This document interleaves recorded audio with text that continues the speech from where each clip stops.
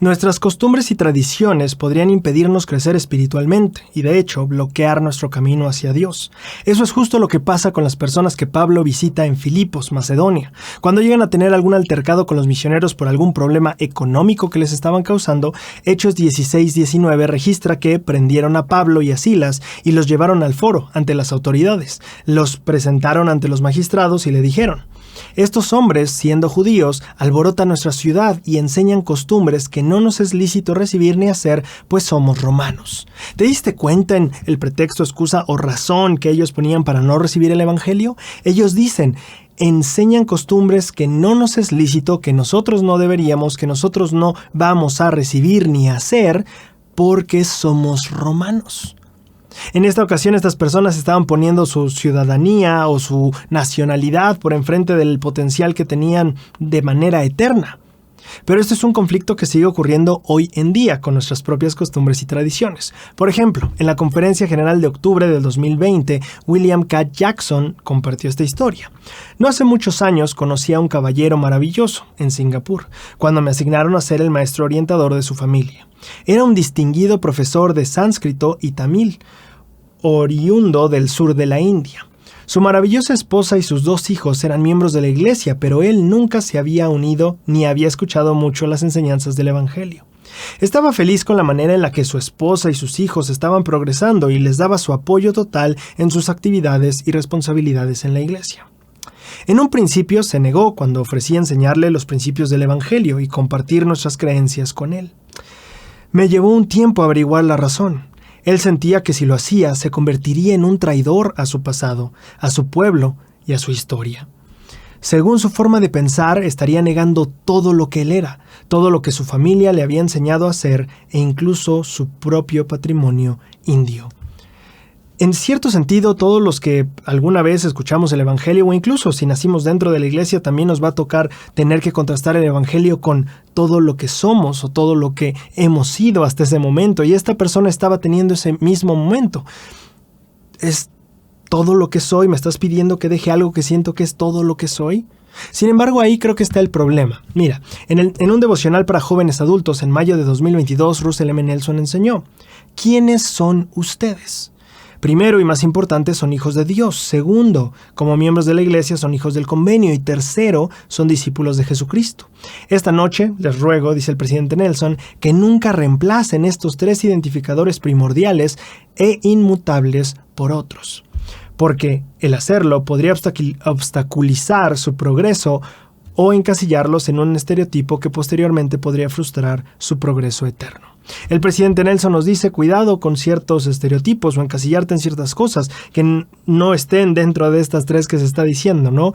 El ser hijo de Dios, el ser hijo del convenio y el ser discípulo de Jesucristo. El estar encasillados en otras cosas podría frustrar nuestro progreso eterno. Pero entonces, ¿cuál es la solución? ¿Debemos de desechar todo aquello que no representen estos 3 títulos que nosotros llevamos que representan nuestra identidad? La respuesta es no. Y de hecho, el mismo William K. Jackson en esa conferencia de octubre de 2020 aclara este punto. Él dice: qué bendición es ser parte de esta magna y noble forma de vida, es decir, el evangelio. Ser parte de esta, la más grande de todas las culturas, requerirá cambiar, claro. Los profetas han enseñado que es necesario dejar atrás cualquier cosa de nuestra cultura anterior que no vaya de acuerdo con la cultura de Cristo. Pero eso no significa que tengamos que dejarlo todo atrás. Efectivamente, todos podemos apreciar lo mejor de nuestra cultura terrenal, individual, y aún así participar plenamente en la cultura más antigua de todas, la cultura original, la suprema, la eterna, que emana del Evangelio de Cristo. Qué maravillosa herencia compartimos todos. ¿Qué nos enseña el Elder Jackson? Que si bien es cierto que no debemos, como dice el presidente Nelson, sustituir estos 3 títulos principales por otros, no debemos tampoco descartar los demás títulos que no sean estos 3 primordiales y divinos. Podemos juntar lo bueno que hay en nuestras culturas, en nuestros pasados, en lo que nosotros somos y con que hemos crecido y cómo nos identificamos.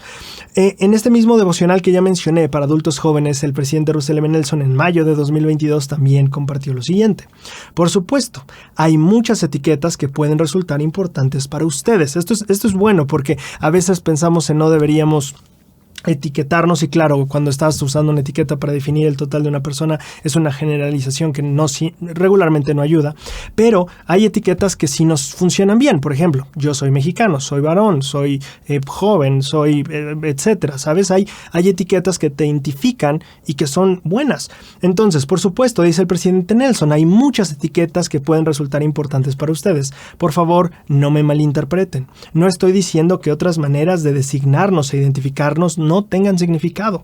Eso no es lo que está diciendo.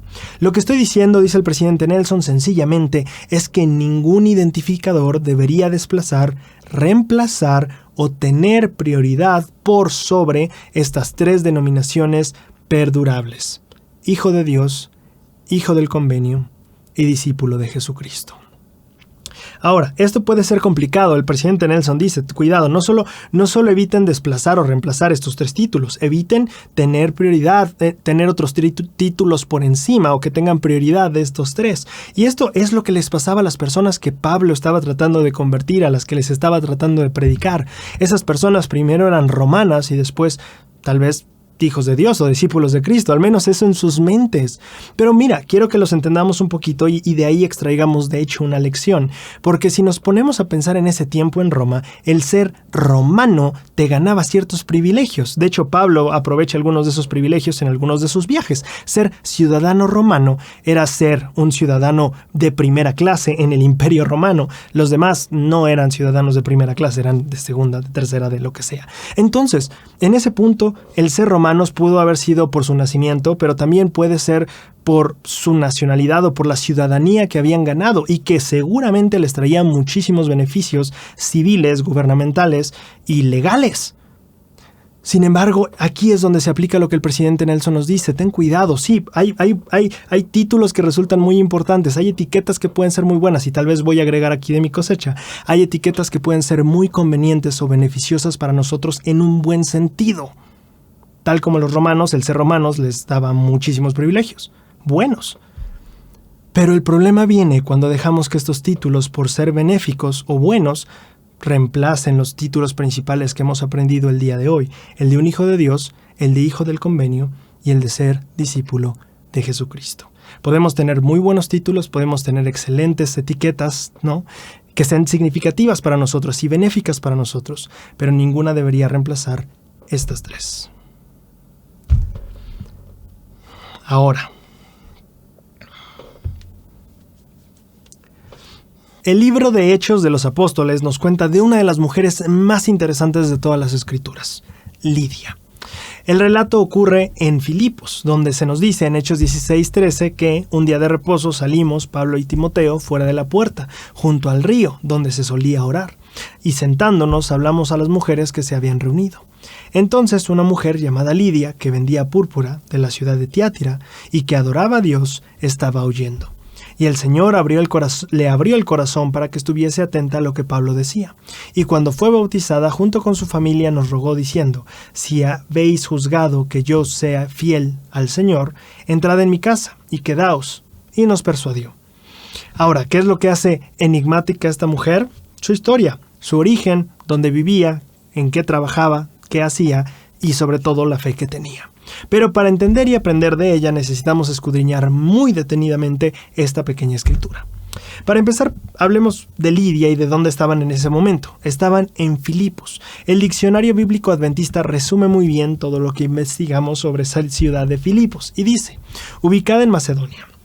Aunque Filipos no era la capital de la provincia ni del distrito, el hecho de ser un centro comercial y de estar en buena ubicación cerca de la carretera romana, la vía Egnatia, que cruzaba toda Macedonia de este a oeste, la hacía la ciudad más importante del este de Macedonia.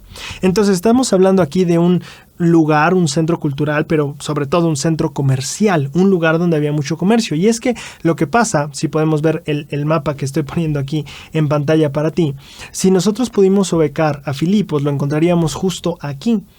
Y la carretera romana transitaba desde este lado hasta este lado, pasando justamente por Filipos. Y esto, claro, llegaba después en barco y nos llevaba hasta Roma, pero era una ruta comercial, una carretera entera que los romanos habían construido para poder comerciar y transitar. Y Lidia vivía en este lugar que era un lugar central para ese comercio y para esa vía.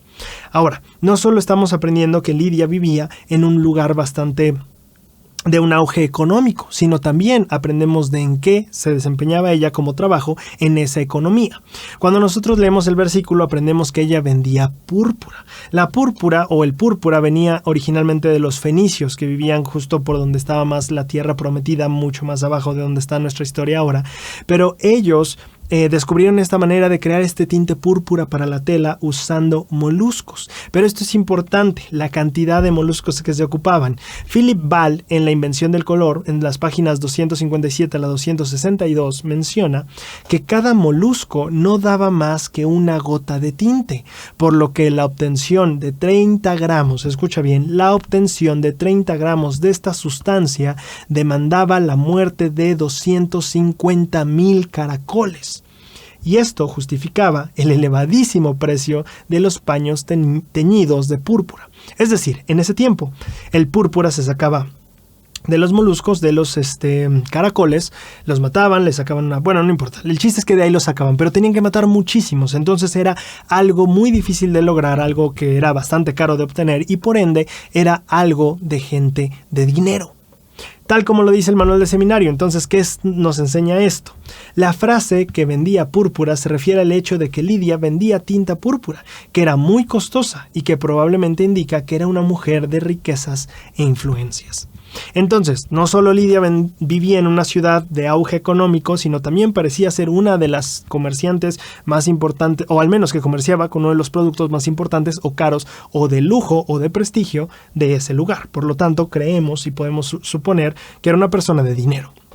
Así que a diferencia de otras mujeres que se han mencionado en las escrituras como la viuda de Sarepta o tal vez la viuda y las dos blancas de la historia de Cristo en el arca, aquí estamos viendo una mujer que tal vez presenta el opuesto. Más bien era una mujer con bastantes recursos económicos. Pero lo interesante de Lidia era que justamente con todo eso no perdía su enfoque espiritual. Porque claro, algunos somos tentados con la escasez de recursos, pero otros con la abundancia de los mismos. Y entonces en esta escritura vemos que Pablo menciona, o se menciona en el libro de Hechos, que salieron a donde se solía reunir la gente para orar. Y ahí estaba Lidia adorando a Dios. En el Bible Dictionary, o sea, las ayudas de estudio que da la iglesia, menciona que sobre Filipos, que la iglesia ahí era principalmente gentil, es decir, no había sinagogas judías. Entonces, no tenían un centro de reunión. Leemos en varias escrituras que Pablo entraba y hablaba en las sinagogas. Aquí no había sinagoga.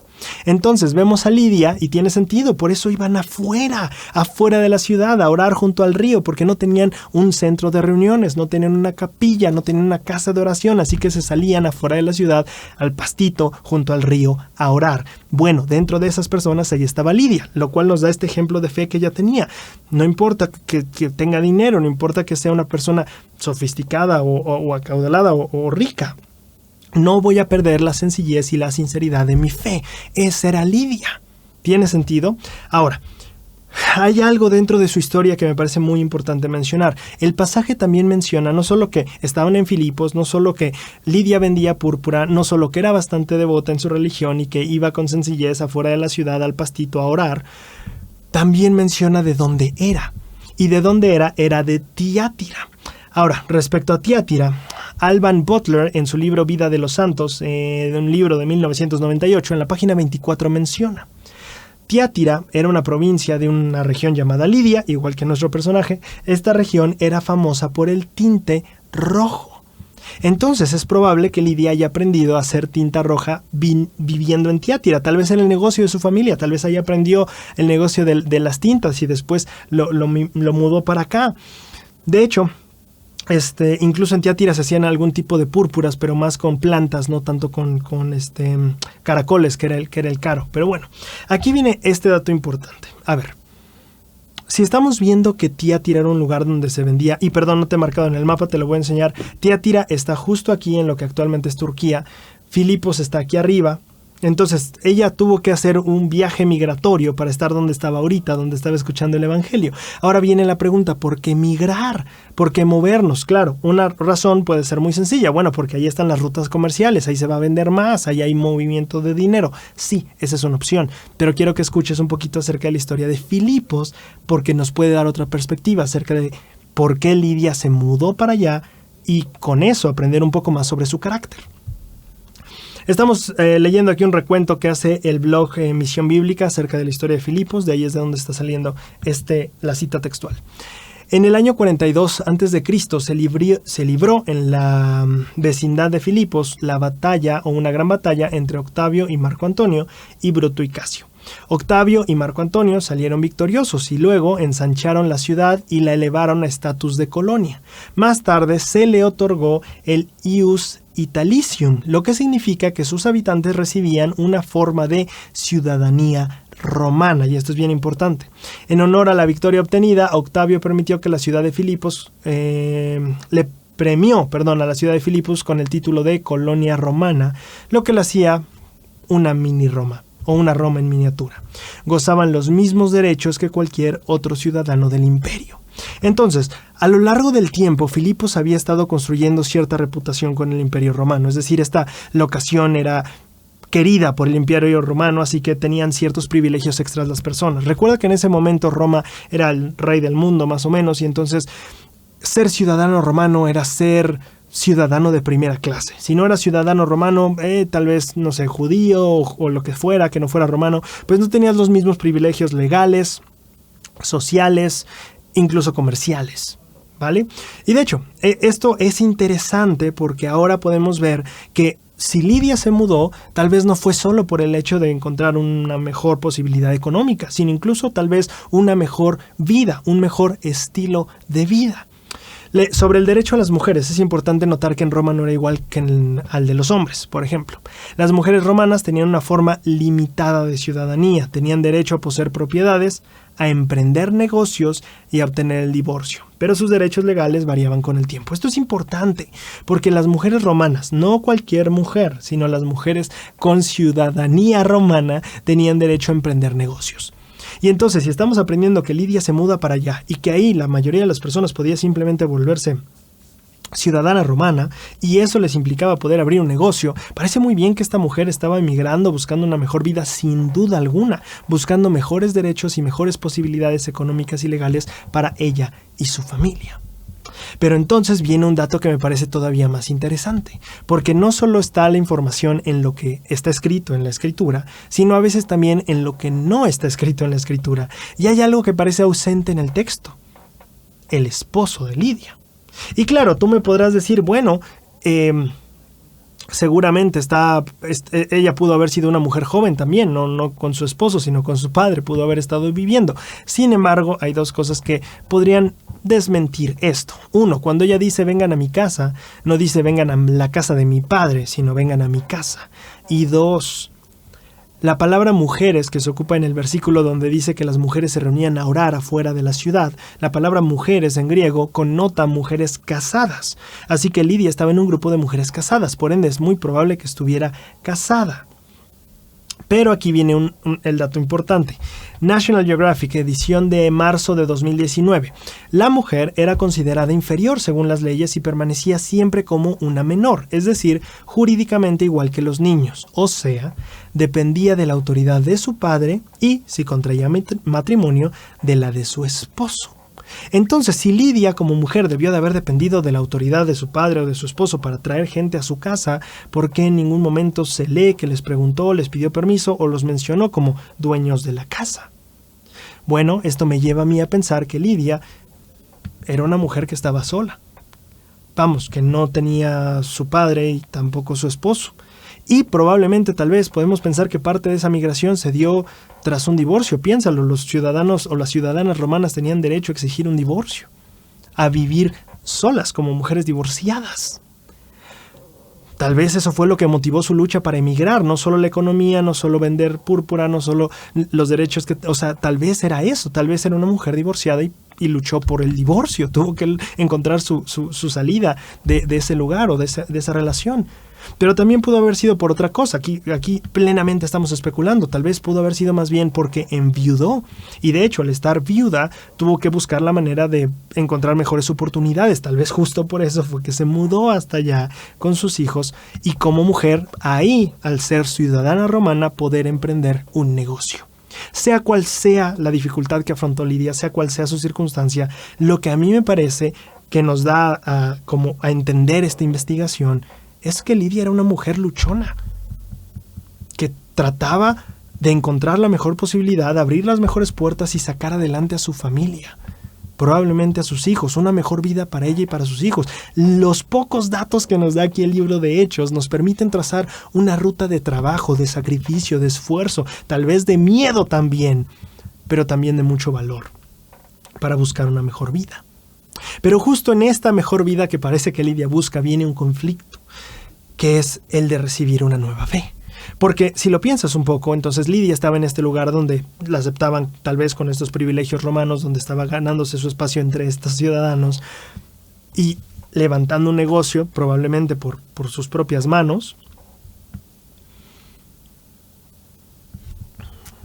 Pero entonces, ¿qué impacto tendría el que ella aceptara a los misioneros en su casa? Claro, al principio tal vez no mucho, pero después de que se hizo la contienda, y bueno, cuando tú leas Hechos 16 te vas a dar cuenta, hay una gran pelea, y después de ese, bueno, no pelea, altercado, disturbio. Y después de esos disturbios, Pablo vuelve a la casa de Lidia, y Lidia los recibe. En ese momento, cuando Lidia ya sabía que había muchísimas personas romanas que no querían que Pablo estuviera ahí, que había muchísimos, tal vez sus clientes, tal vez gente que era vital para su negocio, tal vez esas personas estaban en contra, y ella estaba arriesgando lo que había construido con años de esfuerzo y trabajo por aceptar el evangelio. Y ahí es donde el personaje de Lidia se vuelve todavía más profundo, interesante y admirable. Porque aún siendo una persona que luchó, que emigró, que buscó para sacar adelante a su familia, llega el punto en el que está dispuesta a entregar toda esa lucha, todo ese trabajo, todo ese negocio que había construido por el evangelio. Está dispuesta a arriesgar todo lo que había construido con su esfuerzo y sacrificio para abrazarse y aferrarse a la palabra de Dios.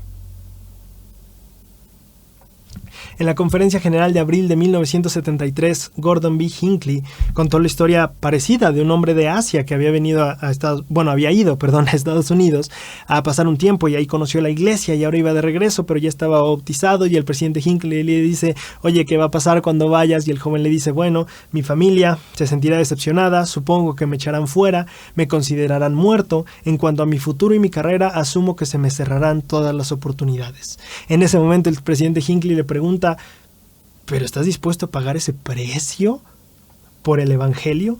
Sus ojos oscuros, humedecidos por las lágrimas, brillaron en su hermoso rostro moreno cuando respondió: ¿es verdad o no?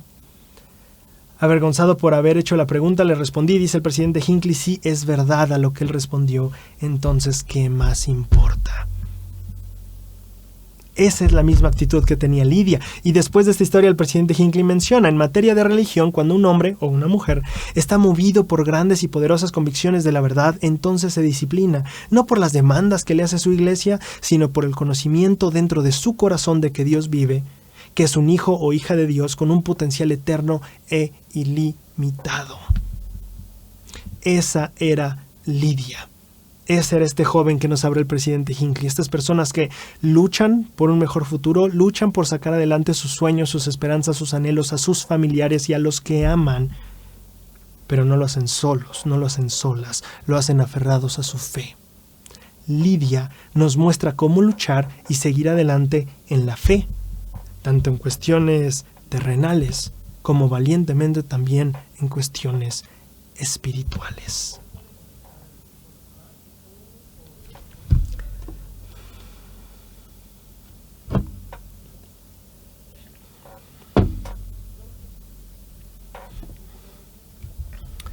Hechos 17 parece encerrar uno de los grandes secretos de la Biblia, es decir, el secreto del éxito misional de Pablo. Cuando llegamos a Hechos 17, encontramos a Pablo predicando en Tesalónica, y dicen el versículo 1 al 4. Y pasando por Anfípolis y Apolonia llegaron a Tesalónica, donde había una sinagoga de los judíos, y Pablo, como acostumbraba, entró a reunirse con ellos, y durante 3 días de reposo discutió con ellos, empleando las Escrituras, declarando y exponiendo que era necesario que el Cristo padeciese y resucitase de entre los muertos, y decía: Jesús, a quien yo os anuncio, es el Cristo. Y algunos de ellos creyeron y se juntaron con Pablo y con Silas. Y una gran multitud de griegos devotos y de las mujeres principales, no pocas. ¿Qué es lo que aprendemos de esta parte? Dice que Pablo entraba en el día de reposo en las sinagogas, pero quiero que notes lo que él usaba al enseñar. Dice, empleando las escrituras, declarando y exponiendo que era necesario que Cristo padeciese y resucitase. El uso de las escrituras es fundamental en la predicación de Pablo. Parece ser que Pablo no les pedía, oigan, crean lo que les estoy diciendo, yo les estoy diciendo esto que es verdad. En otras palabras, Pablo no les estaba pidiendo aceptar una fe ciega. Les estaba pidiendo que aceptasen un evangelio mediante fe, pero también mediante estudio.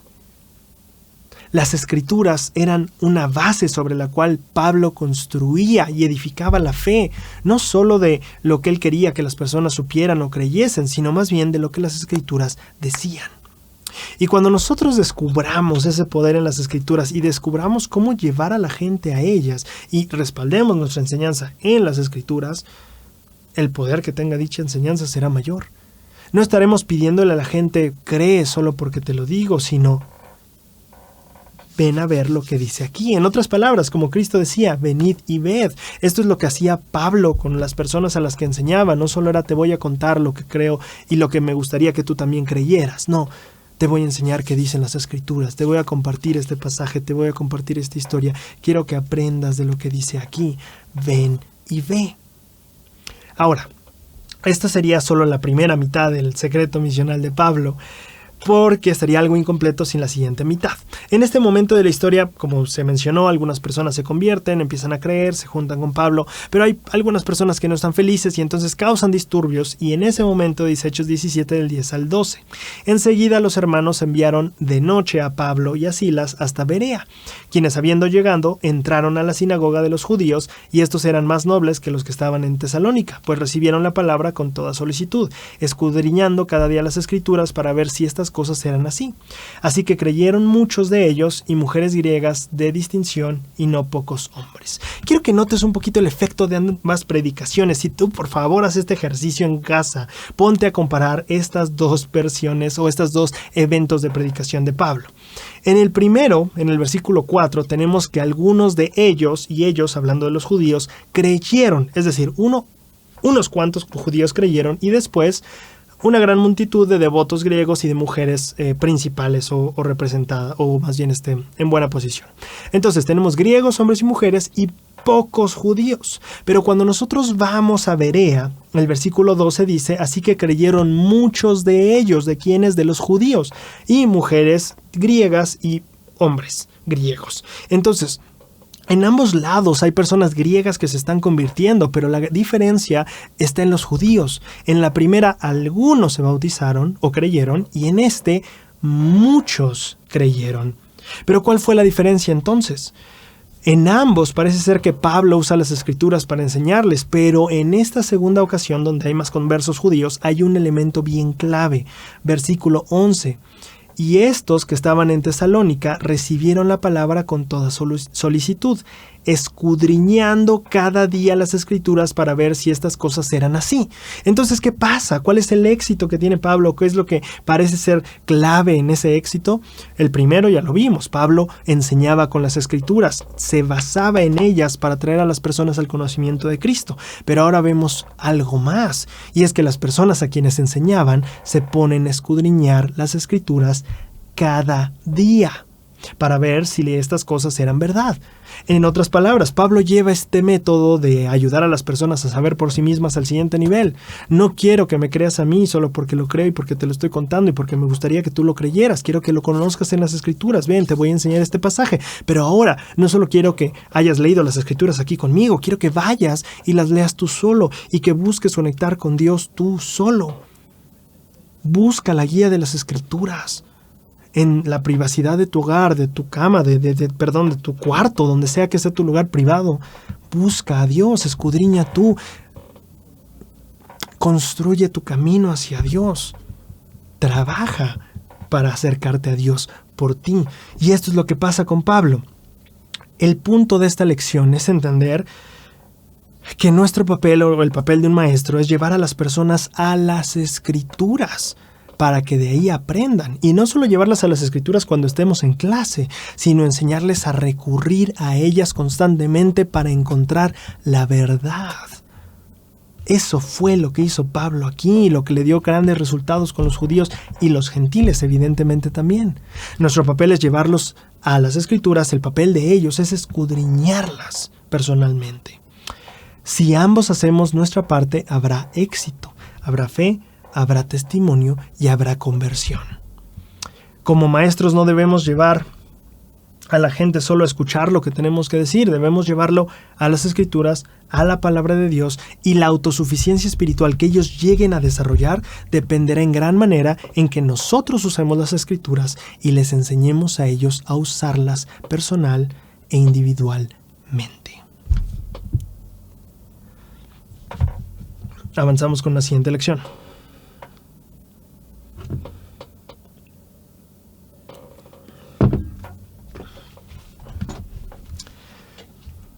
¿Qué pasa en la iglesia cuando alguien dice algo doctrinalmente erróneo o incorrecto? Algo así pasó justamente en el libro de Hechos y es muy interesante ver cómo se resolvió en ese momento, porque de hecho deberíamos aprender de resolverlo de la misma manera. Hechos 18, 24 al 26. Llegó entonces a Éfeso un judío llamado Apolos, natural de Alejandría, varón elocuente, poderoso en las Escrituras. Este había sido instruido en el camino del Señor, y siendo ferviente de espíritu, hablaba y enseñaba diligentemente las cosas que son del Señor. Hasta aquí está perfecto este hombre poderoso en las Escrituras, que sabe de ellas, que testifica, que va con el Espíritu. Aquí viene la parte interesante. Aunque solamente conocía el bautismo de Juan. Y comenzó a hablar osadamente en la sinagoga. Entonces, tenemos una persona fuerte en el espíritu que se dedica a servir y a enseñar, pero hay cosas que no sabe o que no entiende perfectamente. ¿Qué es lo que pasa? Versículo 26. Cuando le oyeron Priscila y Aquila, le tomaron aparte y le expusieron más exactamente el camino de Dios. Aquí ya vemos un modelo de corrección dentro de la iglesia. Estos hermanos, Aquila y Priscila, se dan cuenta que hay algo no correcto en lo que está diciendo, o falta información, o falta doctrina, y entonces ¿qué hacen? Primero lo toman aparte. Exactamente igual que como dice Mateo 18:15, si tu hermano peca contra ti, o en este caso se equivoca, ve y repréndele entre tú y él a solas. Si te escucha, has ganado a tu hermano. Ahora, 1, lo toman aparte, pero 2, nota la frase que es interesante, dice le expusieron más exactamente. No dice lo corrigieron, no dice lo regañaron, no dice lo amonestaron, dice le expusieron más exactamente. Y el vocabulario no dice algo como de le enseñaron en qué estaba mal, dice le expusieron más exactamente. Parece ser como si ellos pudieran ver que Apolos no estaba del todo mal y se enfocaron en simplemente orientar un poquito mejor lo que él ya sabía y estaba aprendiendo. En otras palabras, entendía que había cosas que ajustar o recalibrar, pero a diferencia de tal vez cuando un coche choca y se declara pérdida total, ellos entendían que así no funcionaba, que simplemente necesitaba un poco de ayuda. Como los instrumentos musicales, ¿has escuchado que esté desafinado un piano, un violín, una guitarra? Pues no tiras la guitarra, no la das por perdida, no la das por inútil o por no servible. Solo sabes que tiene que afinarse un poquito, hacer unos ajustes por acá y estará perfecto. Y me encanta ver cómo Priscila y Aquila logran ver esto en Apolos. Ahora, esto por la parte de quienes corrigen. ¿Qué hay de la parte del corregido? Hechos 18, 27, 28 menciona que después de esto, Apolos quería pasar a Acaya y los hermanos le animaron y escribieron a los discípulos que le recibiesen. Y al llegar allá fue de gran provecho a los que por la gracia habían creído. Ahora, lo que es interesante para mí, y que no podemos ver exactamente la reacción de Apolos ante la corrección, pero sí podemos saber más o menos en qué términos quedaron. ¿Por qué? Porque dice que los hermanos animan a Apolos a seguir adelante en su ministración y le escriben a los otros discípulos que los reciban. Si hubiera sido diferente, hubieran escrito, oye, cuidado con este hombre que está predicando puras tonterías. No predicaron eso. No escribieron eso. Al final dijeron, Apolos, súper recomendado, un excelente hermano, recíbanlo por favor, súper buena, súper poderoso en el espíritu. Pero eso nos deja ver un poquito los términos en los que terminó esta corrección. Parece ser que Apolos acepta con humildad, se ciñe al consejo y entonces las cosas crecen para bien. En esto podemos aprender lo mismo que dice Proverbios 15, 31 al 33. El oído que escucha la reprensión de la vida morará entre los sabios. El que tiene en poco la disciplina menosprecia su alma, pero el que escucha la reprensión adquiere entendimiento. El temor de Jehová es enseñanza de sabiduría, y a la honra precede la humildad. Estas personas terminan esta relación con Apolos diciéndole adiós, pero acaban recomendándole. Estaba recibiendo honra de ellos, era una persona a la que honraban, y antes de esa honra, dice Proverbios, antes de la honra viene la humildad, o tiene que llegar, o tiene que venir antes la humildad. Ahora, ¿cuál es el resultado de todo esto? Fíjate que al final del versículo 27 se menciona que Apolos fue de gran provecho a los que creyeron, es decir, en el viaje que siguió después. ¿Qué es lo que pasa cuando hacemos esto bien en la iglesia? Como dice Doctrina y Convenios 50, 17 al 22. El que es enviado a predicar la palabra de verdad por el Espíritu de verdad, la predica por el Espíritu o de alguna otra manera. Si es de alguna otra manera, no es de Dios. Quien predica, quien corrige, quien amonesta, debe de ser por el Espíritu de Dios. Si no está siendo por el Espíritu, no es de Dios. Y además, dice Doctrina y Convenios, el que recibe la palabra o el que recibe la corrección, la recibe por el Espíritu de verdad o por alguna otra manera.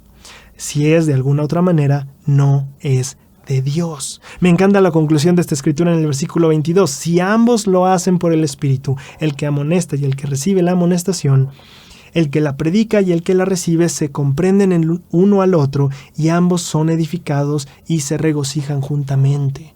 Eso es lo que pasó con Apolos, Aquila, y se me fue el otro nombre, y Priscila. Tienen esta conexión especial, acaban sintiendo este gran honor hacia la otra persona, porque todos lo hicieron bajo la influencia del Espíritu, tanto los que dieron la reprensión como quien la recibió. Y esto es interesante porque creo que muchas veces en la iglesia puede ser incómodo cuando notamos que alguien en la clase dijo algo que estaba mal, o alguien hizo un comentario que notamos que está en desacuerdo con la doctrina. Pero viendo esta historia, y de hecho viendo la escritura de Doctrina y Convenios, parece ser que el Señor no ve la corrección como una experiencia que debería ser incómoda, algo, ¿sabes?, embarazoso, simplemente, no sé, un momento raro o incómodo. El Señor ve esto como una oportunidad, porque si uno lo hace por el Espíritu y el otro también, ambos son edificados y se regocijan juntamente. ¿Podemos ver cómo ve el Señor la corrección dentro de la iglesia? No como un momento malo o un momento de humillación o un momento de... No, si lo hacemos, y esto es padrísimo, si lo hacemos bien, si lo hacemos a la manera del Señor, las experiencias de corrección no serán incómodas, humillantes, todo lo contrario. Serán experiencias que nos edifiquen a los dos y juntos nos hagan sentir gozo.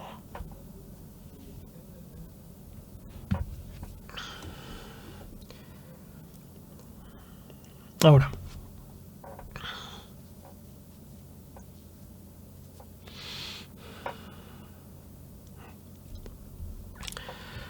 ¿puede alguien sin conocimiento enseñar con poder en la iglesia de Cristo? En Hechos tenemos un evento que nos da la respuesta. Hechos 18, 24, 25 dice que entonces llegó de Éfeso un judío llamado Apolos, natural de Alejandría, varón elocuente, poderoso en las Escrituras. Este había sido instruido por el camino del Señor y siervo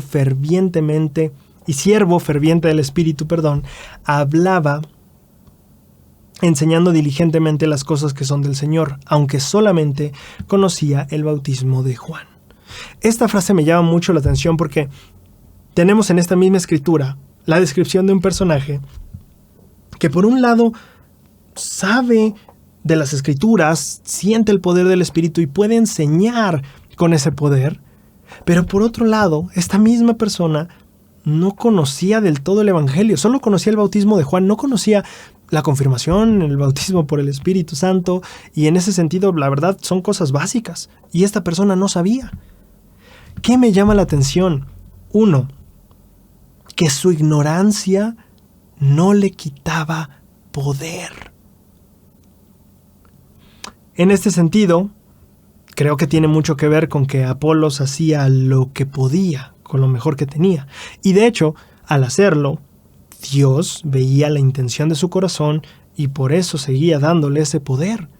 Así que, punto interesante, la ignorancia no necesariamente va a restarte poder espiritual. Ahora, punto número 2. Avanzamos un poquito. Hechos 18, 26 al 27. Y comenzó a hablar osadamente en la sinagoga, estamos hablando de Apolos, pero cuando le oyeron Priscila y Aquila, le tomaron aparte y le expusieron más exactamente el camino de Dios. Y queriendo él pasar acá allá, los hermanos le animaron escribiéndole a los discípulos que lo recibiesen, y al llegar allá fue de gran provecho a los que por la gracia de Dios habían creído. Apolos era bueno, enseñaba con poder, pero había cosas que no sabía. Pero en eso, el Señor no solo le sigue dando poder, sino que también envía de cierta manera a Priscila y Aquila para enseñarle más sobre lo que él ya sabía y que todavía estaba empezando a aprender por sí mismo. Es decir, el Señor no lo dejó solo caminar bastante tiempo por ese camino de cierta manera incorrecto. A veces cuando tenemos un llamamiento, a veces cuando tenemos cierta responsabilidad, decimos, es que no sé si sé lo suficiente. Bueno, Apolos no sabía las cosas básicas del Evangelio y era poderoso en las Escrituras. Y el Señor le dejó avanzar así, pero no lo dejó avanzar tan lejos como para cometer muchos errores. En su camino puso a Priscila y Aquila, quien le enseñaron más exactamente el camino de Dios. La lección es que al avanzar, Dios no te deja solo y te ayuda y te pone ángeles en tu camino para que puedas hacer lo que Él te ha pedido que hagas. En la Conferencia General de octubre de 2008, Neil L. Anderson compartió lo siguiente. Hace casi 40 años, al meditar en los desafíos de servir una misión, me sentí muy inepto y sin preparación. Aquí estamos hablando de un apóstol que nos dice, cuando yo iba a ser misionero me sentía inepto, no estaba preparado, era un desastre, no era suficiente. Recuerdo que al orar decía, Padre Celestial, ¿cómo puedo servir una misión si tengo tan poco conocimiento? Creía en la iglesia, pero sentía que mi conocimiento espiritual era muy limitado. Al orar, tuve este sentimiento. No lo sabes todo, pero sabes lo suficiente. Ese consuelo, dice el elder Anderson, me brindó el valor de dar el siguiente paso para ir a la misión. Y creo que era justo lo que Apolos estaba experimentando. No sabía todo, no, y le faltaban cosas muy importantes porque estaba predicando, pero no sabía sobre el Espíritu Santo. Eso está muy complicado. Pero esto es lo que nos muestra esta enseñanza de elder Anderson y la impresión espiritual que él recibió en este momento clave de su vida. No lo sabes todo. No lo sabes todo y eso es un hecho hoy y lo va a seguir siendo mañana y el resto de tu vida. No lo sabes todo, pero eso sí, sabes lo suficiente. El elder Anderson concluye en este discurso diciendo, aunque existen muchas experiencias como la de hoy, es decir, una experiencia espiritual, llena de poder espiritual y confirmación, también hay días en los que nos sentimos incompetentes y sin preparación, cuando la duda y la confusión inundan nuestro espíritu, cuando se nos dificulta hallar nuestro fundamento espiritual. Parte de nuestra victoria como discípulos de Cristo es lo que hacemos cuando nos sentimos de este modo. Quiero leerte eso otra vez porque es muy importante.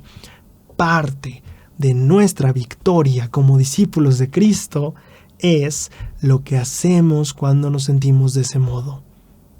Con duda, con confusión, con sentimientos de insuficiencia.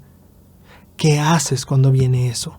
¿Qué haces cuando te estás sintiendo así? Bueno, gran parte de tu victoria como discípulo de Cristo depende de eso. Tal vez es justo por eso que en Hechos 18, 9 al 10, el Señor se le aparece a Pablo de noche y le dice, no temas, sino habla y no calles. ¿Qué le estaba diciendo el Señor? En estos momentos de duda, sigue adelante. Es clave, es fundamental. Tal vez el Señor se le aparece para darle ese ánimo porque el Señor sabía lo fundamental que es que sigamos adelante en esos momentos para que salgamos victoriosos. El Señor le dijo, porque estoy contigo y ninguno te podrá hacer mal, porque yo tengo mucho pueblo en esta ciudad. El Señor le da ánimo a Pablo, le dice sigue adelante y del mismo modo también nos lo dice a nosotros. Tal vez como Apolos no sepamos lo suficiente, también tal vez como Pablo, no tendremos la fuerza para vencer todo lo que todas las personas que se van a poner enfrente de nosotros. Pero el Señor nos voltea a ver y nos dice, aunque no sepas todo, sabes lo suficiente.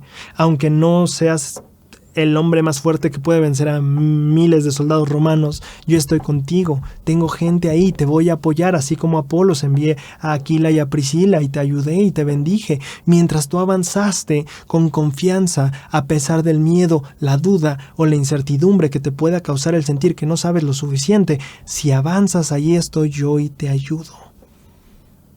Eso fue real para Apolos. Eso fue real para el Elder Anderson al ir a una misión, y eso fue real para Pablo. Y eso puede ser real también para ti y para mí. Cuando nosotros avanzamos, el Señor no solo nos da su poder, sino también provee los medios para que nosotros sepamos hacer las cosas tal como Él las quiere. Si avanzamos, Él no nos desamparará. Pasamos a la penúltima lección de este bello día. ¿Qué hay de las sanaciones extrañas en la Biblia? Vamos, por ejemplo, Hechos 19, 11 al 12. Y hacía Dios milagros extraordinarios por medio de Pablo, de tal manera que aún les llevaban a los enfermos los delantales y los pañuelos que habían tocado el cuerpo de Pablo, y las enfermedades se iban de ellos y los malos espíritus también salían. A ver, vamos a ponerlo en un contexto moderno. O sea, estamos hablando de que los pañuelos, imagínate, o sea, por ejemplo, este pañuelo que de repente lo ocupo para limpiarme la cara cuando hace mucho calor aquí. O sea, es como, no sé, si un apóstol hubiera usado este pañuelo y entonces yo lo conservo porque esto va a hacer que mi hermano se cure, mi tía sane. Y sabes, en ese momento era muy común ver ese tipo de cosas, pero hoy en nuestra modernidad no, vamos, o sea, uno no conserva la pluma que usó el obispo en la sacramental, ni el pañuelo, ni el himnario que usó el apóstol en su visita. No conservamos ese tipo de cosas, o no saludamos al apóstol y nos dejamos sin lavar la mano toda una semana para que esté bendita. No funciona así. De hecho, hasta cierto punto, hoy en día lo veríamos como algo un poquito más supersticioso, ¿cierto? Entonces, si hoy lo vemos un poquito como algo más supersticioso, ¿por qué en ese tiempo se hacía? Bueno, quiero que pensemos un poquito en las diferentes sanaciones, porque al final de cuentas en la Biblia tenemos varias de esas. Tenemos la sombra de Pedro, tenemos los pañuelos de Pablo, pero parece ser esto parte de una etapa de una iglesia todavía no tan organizada. Vamos, que no teníamos todo tan organizado como lo tenemos hoy en día. Es totalmente... Es noche y día la diferencia de cómo está organizado hoy la iglesia y la estructura, y también los medios de comunicación, cómo nos permiten organizar de una manera tan eficiente que en ese tiempo no tenían. Tenían que escribir cartas, andar viajando, ir en barco, ir en caballo. Estaba muy difícil organizar algo internacional y mundial sin la tecnología que hoy tenemos. Bueno, si es algo que era parte de la iglesia, tal vez el problema no sea solo que la iglesia no estaba tan bien organizada en ese momento, sino tal vez nosotros en una iglesia tan organizada estemos cayendo en el error opuesto. Por ejemplo, Dallin H. Oaks en la conferencia de octubre del 2006 enseñó: las bendiciones para sanar vienen de muchas maneras, cada una adaptada a nuestras necesidades individuales, que son conocidas para Él, quien nos ama. Ahora, no te estoy diciendo que eso implique que debemos empezar a usar pañuelos o plumas o cosas para sanar. No, lo que estoy diciendo es que Dios ha tenido diferentes modos de hacer las cosas en diferentes épocas, y cada una ha tenido su propia manera de efectuarse. De nuevo, tal vez volviendo a la tecnología y la manera de transportarnos hoy en día, que en ese tiempo no. Tal vez eso era parte de lo que incluía ser Dios bendiciendo a las personas que no podían transportarse tan fácil como hoy podemos hacerlo nosotros. Un ejemplo te quiero poner. En nuestro legado, en las páginas 47 y 48, se habla justamente de la masacre de Haun's Mill. Este evento en la historia de la iglesia, que es bastante oscuro, que es bastante triste, donde básicamente, vinieron unas personas y le dispararon sangre fría a varios miembros de la iglesia. Y entonces el libro de nuestro legado menciona lo siguiente. Después de la masacre, Amanda Smith fue a la herrería, donde encontró muertos a su esposo Warren y a su hijo Sardius. Entre los muertos se recogió al encontrar a otro hijo, el pequeño Alma, aún con vida, aunque herido de gravedad. Había perdido la cadera como resultado de una herida de mosquete. Al ver a la mayoría de los hombres muertos y heridos, Amanda se arrodilló para suplicar la ayuda del Señor. «Ay, Padre Celestial», imploré, «¿qué debo hacer? Tú ves a mi pobre niño herido y sabes que no tengo experiencia. Ay, Padre Celestial, indícame qué debo hacer». En otras palabras, no lo sé todo. Dijo esta mujer que una voz le dio instrucciones de hacer una solución con ceniza para limpiar la herida. Después preparó una cataplasma con hojas de olmo y con ella llenó el hueco que había dejado la herida. Al día siguiente vació el contenido de un frasco de bálsamo en la herida. Amanda le preguntó a su hijo: «Alma, hijo, ¿crees que el Señor te hizo la cadera?» «Sí, mamá». «Pues bien, el Señor puede hacer algo para que tome el lugar de tu cadera». «¿Crees que Él puede hacerlo, Alma? ¿Tú crees que el Señor puede, mamá?», le preguntó su niño con sencillez. «Sí, hijo mío», le respondí. «Él me lo ha mostrado todo en una visión». Entonces lo acosté cómodamente boca abajo y le dije: «Quédate así y no te muevas, y el Señor te va a hacer otra cadera».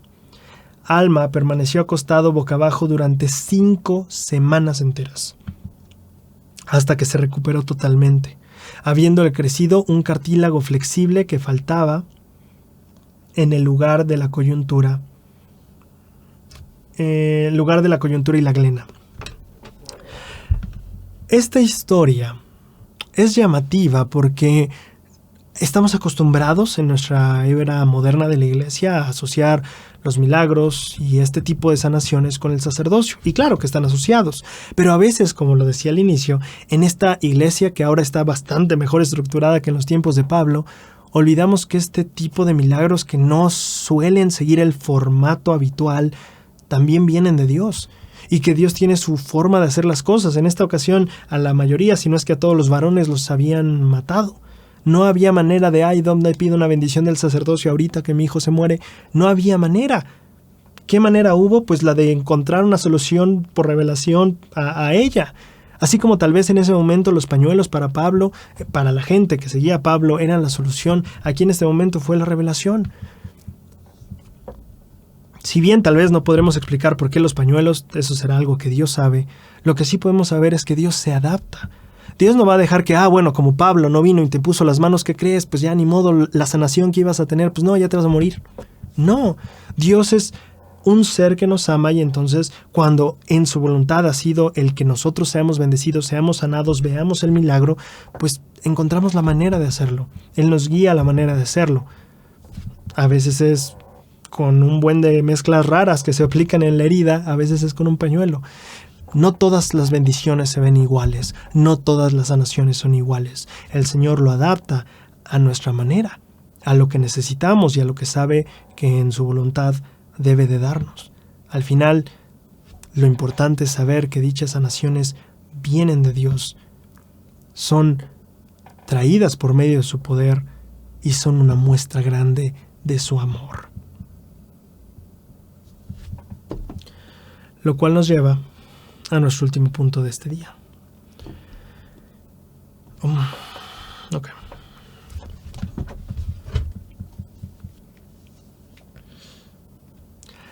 Al hacer la obra de Dios, a veces las cosas salen mal. La gente no acepta el evangelio, la gente no viene a veces tanto a la iglesia o ya no regresa a la iglesia. Algo parecido nos ofrece el final de la vida de Pablo. Hechos 22, 21 al 23 dice Pablo: «Y ahora he aquí, ligado yo por el Espíritu, voy a Jerusalén sin saber lo que allá me ha de acontecer, salvo que el Espíritu Santo por todas las ciudades me ha dado testimonio diciendo que me esperan prisiones y tribulaciones». Pablo no sabía exactamente qué iba a pasar, pero sentía como que algo mal iba a suceder, pero aún así va.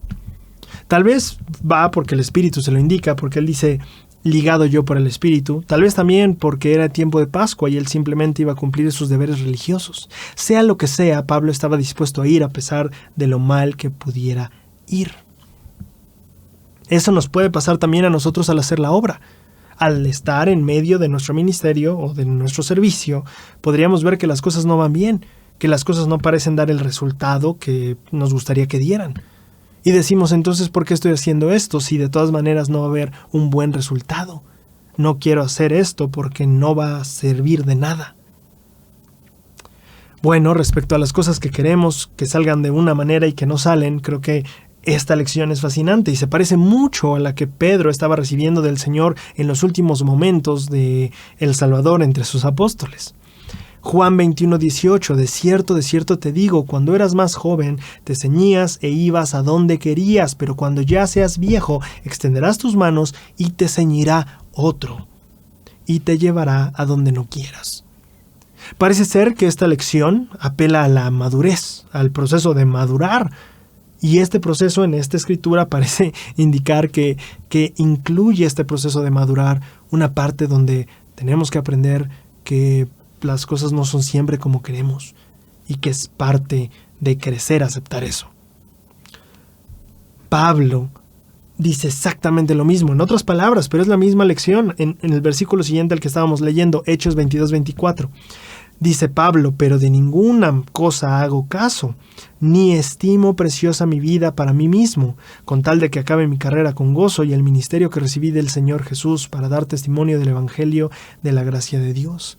¿Qué dice Pablo? Estimo mi vida para mí mismo, para hacer las cosas que yo quiero. Dice, no, ni estimo preciosa mi vida para mí mismo. Es para la obra, para eso sí es preciosa mi vida, para la obra, para dedicarla al Señor.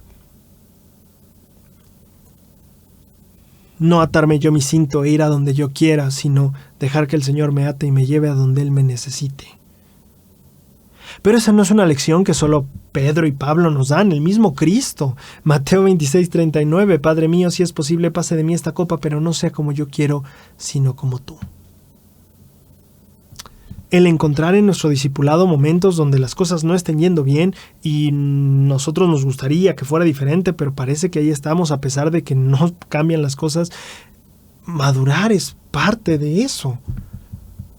Nuestro servicio incluía, básicamente como en el matrimonio, en las buenas y en las malas. No se te llamó a prestar servicio porque las cosas iban a salir bien. De hecho, estamos sirviendo porque las cosas no salen bien. Servimos porque hay necesidades, porque hay problemas.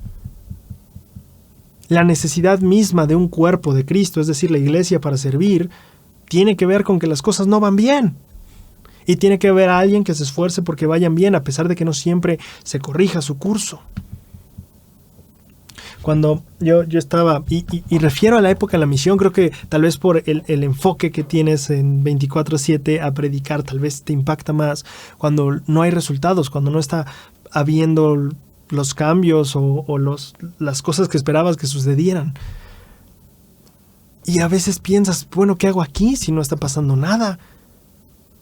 No tiene sentido. Pero lo mismo pudo haber dicho Pablo, ¿a qué voy a Jerusalén? ¿A morir? Tal vez mi obra era predicar, entonces si voy ahí y muero, entonces ya fracasé porque no voy a predicar, porque no los convertí. A veces esa parte del fracaso y esa es parte de la lección. A veces parte de ese fracaso es lo que se requiere en la obra, lo que era necesario que sucediera. No solo porque ¿de qué sirve que yo esté sirviendo si no estaba trayendo a otra persona a Cristo, si no había una persona que se bautizara? Tiene que ver con que Cristo necesitaba a alguien que fuera y predicara, que trabajara para la obra, alguien que llevara a cabo la obra que Él necesitaba que continuara. Y en esos momentos donde no veamos ese avance o progreso, tal vez sintamos que no tiene sentido, pero creo que recordar lo que aprendimos del Elder Anderson hace un tiempo, servirá mucho. Octubre de 2008, Conferencia General, parte de nuestra victoria como discípulos de Cristo es lo que hacemos cuando la duda y la confusión inundan nuestro espíritu. Cuando hay confusión, cuando no sabemos, cuando decimos no sé si tenga chiste, no entiendo realmente, lo que hagamos en esos momentos tendrá una gran porción, o será un factor muy importante en que salgamos victoriosos como discípulos. Y lo mismo dice Pablo, Hechos 20:24, de ninguna cosa me hago caso, ni de mí mismo, con tal de que acabe mi carrera, con tal de que salga victorioso en mi discipulado. No es cuántas personas bautice, es si fui a Jerusalén también cuando el Señor me pidió que lo hiciera. Es estar ahí en la misión cuando no hay bautismos porque el Señor me pidió que así lo hiciera. El Señor no dijo, vas a esta misión, vas a estar teniendo estos bautismos, y si no tienes estos bautismos te regresas. No. El Señor me pidió estar con o sin bautismos. El Señor me pidió ir a Jerusalén sin cárcel o con cárcel. Hago lo que el Señor me pida. Y sé que tal vez algunos de los momentos que enfrentemos en nuestra vida serán todavía más complicados que mi ejemplo en la misión. Tal vez no tan complicados como el ejemplo de Pablo yendo a Jerusalén, pero en definitiva habrá momentos de duda, de temor, de incertidumbre, de sentir que no vale la pena, que no tiene sentido. Tal vez esos van a ser los días más oscuros de nuestra vida. Porque cuando no le haya sentido ni propósito ni misión a tu existencia, eso es bastante desolador. Pero entonces viene la promesa. Lionel Kendrick, marzo de 2022, Liaona. Él nos ha mostrado la forma de recibir fortaleza durante las pruebas y con su ayuda tenemos la capacidad de salir vencedores. Él nos asegura que está cerca y que nos guiará en los momentos más negros de nuestra vida. Su fuerza nos sostendrá en las pruebas aun cuando nos sintamos débiles. Por tanto, dice él, yo estoy en medio de vosotros. Y soy el buen pastor, y la roca de Israel. El que edifique sobre esta roca nunca caerá. Ahora yo podría decir, bueno, pero Pablo cayó, ¿no? Murió. Pero creo que esa caída, todos sabemos que no es a la que se refiere la Escritura. Pablo no cayó, de hecho se elevó. Fue a donde tenía que ir, hizo lo que tenía que hacer y terminó su carrera. En otras palabras, salió victorioso, porque en esos momentos de duda donde dijo, no sé qué me espera, pero no pinta bien la cosa, y en esos momentos donde nuestro servicio, digamos, bueno, no sé qué está pasando con el quórum, pero no pinta bien la cosa, no sé qué está pasando con mi ministro, no sé qué está pasando con mi familia, no sé, pero no pinta bien la cosa, o que simplemente sintamos que los problemas nos están aplastando. Esos momentos de duda e incertidumbre son claves, y lo que hagas definirá en gran parte tu victoria, el que acabes tu carrera con gozo. En el camino de Dios siempre habrá cosas que no serán ni saldrán como queremos, ni como nos hubieran gustado, ni como idealmente creímos que iban a pasar. Pero al avanzar, Él nos promete que nos dará lo suficiente para seguir adelante. Él nos promete que estará con nosotros en el camino, y cuando tomemos la buena decisión en esos momentos de duda e incertidumbre, nos promete que eso nos encaminará hacia la victoria en nuestro discipulado, hacia terminar nuestra carrera con gozo.